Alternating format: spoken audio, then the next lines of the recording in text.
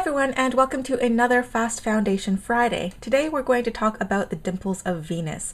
Girls have them, guys can have them, older people can have them, babies can have them, but what are they and how does it relate to corsets? The official name for these is actually lateral lumbar indentations. Indentations meaning the dimples, lumbar meaning the lower spine, and lateral meaning to the side. The indentation is caused by ligaments pulling under the skin in that area, and it marks the sacroiliac joint, the place where your sacrum or your tailbone area meets up with your ilium, or what I call the wing bones of your pelvis. When I was younger, someone told me that the wider a woman's dimples, the more fertile she's said to be, which isn't exactly true, although during pregnancy, the hormone relaxin causes stretching of all ligaments in your body, but especially those in the pelvis. So it's theoretically possible for one's venous dimples to become wider during pregnancy.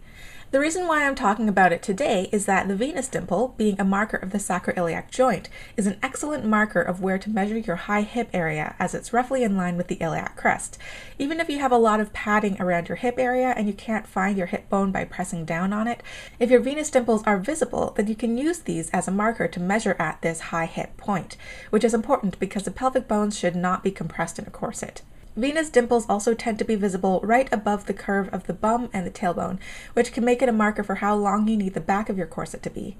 Previously, I talked about the importance of the length of the front of the corset, and of course it's still important, but the length of the back of the corset can also affect the comfort and the fit of it.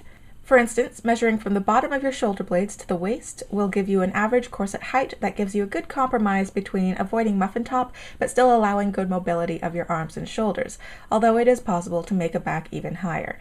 Measurements from the waist down to the venous dimples provides an absolute minimum measurement for a comfortable corset in the back, for me anyway. Corsets that are shorter than this area in the back won't provide sufficient support for a lower tummy in the front because you need that leverage of the fabric wrapping around the back.